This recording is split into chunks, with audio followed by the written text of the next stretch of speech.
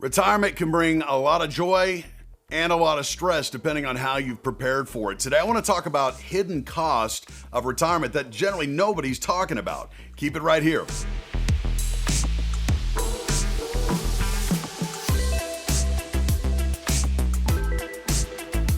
Hey everybody, Chris Herline here of REAP Financial and host of Retire Ready TV.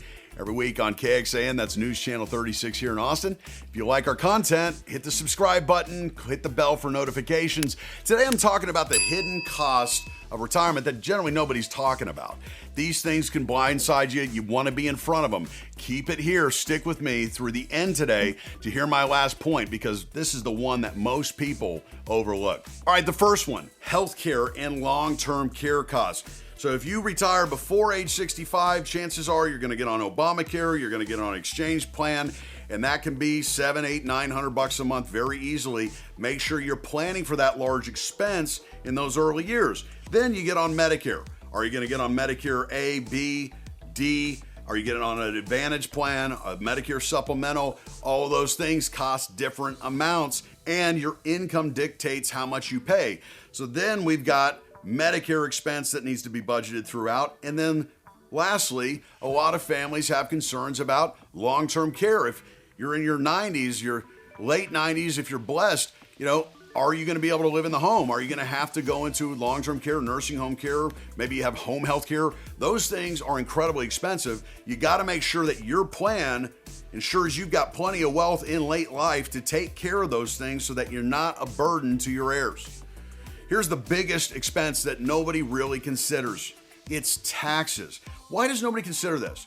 It's because our mindset is, I'm working my 20s, 30s, 40s, 50s. I'm looking for tax breaks, so I'm funding my IRAs and my 401ks for my future retirement.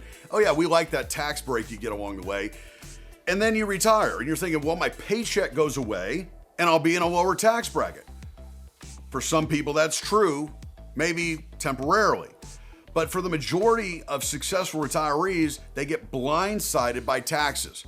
The majority of retirees that have saved the bulk of their wealth, maybe you, in your 401k and IRA, chances are you're not going to be in a lower bracket. Why? Because every dollar you're living on, IRA, 401k, counts as income. I don't know many successful retirees that want to decrease their lifestyle in retirement. So you've got to have a $7,000, $10,000, $15,000 budget a month, whatever it is. And if that money is coming out of IRAs and 401ks, it's 100% taxable as income. And then just to take it a step further, you turn 73 or 75 in this country, whether you want the money or not, you're forced to pull out required minimum distributions. And if you've got a nice nest egg in IRAs, 401ks, that could be a $50,000 required distribution. It could be $150,000. That's all income. We see that's a point in retirement where families generally will jump a tax bracket. That's where their Medicare premiums go up. Have you considered this? Have you even thought about this? Are you in a position where that's going to be the case or not? You must take into account the taxes. Here's another one. Taking Social Security at the wrong time, okay? A lot of Americans out there, you need to wait as long as possible. There's a lot of Americans, particularly those that have maybe $3 million or more in net worth, that actually, I can show you it's better to take it early. There's a number of reasons for that. But not having a claiming strategy for your Social Security can be a dramatic mistake where you're leaving tens, if not hundreds of thousands of dollars on the table. Never forget the amount of money you're going to pull out of the Social Security system over a 20, 30-year retirement can make your 401k look like chump change. This is your money. We want you to wring every nickel out of it, okay? Be sure, if you have questions, to leave those questions in the comments section. I'll try to get to those in future weeks. Now, here's another one. Inflation. Do not underestimate inflation. I don't have to tell you, the last 5 years, we've seen dramatic inflation because of COVID, major increase in interest rates and beyond, and it doesn't seem like things have really come back down. That's always been the case. Stuff is always going to continue to go up. Don't forget to factor in inflation within your budget. If you want to maintain your lifestyle, you better have inflation baked in every year so that you're not having to decrease your lifestyle. Okay?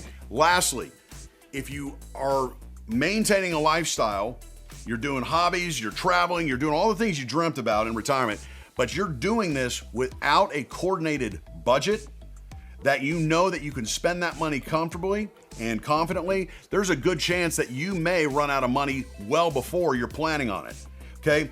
The budget is going to be the number one number in retirement. It's not rate of return. It's not the inflation rate. It's not your Social Security amount. It's the B word. You must have a coordinated budget walking into retirement. Don't miss that. Listen, I want you to click here, click this next video to find out what expected expenses could be straining your budget.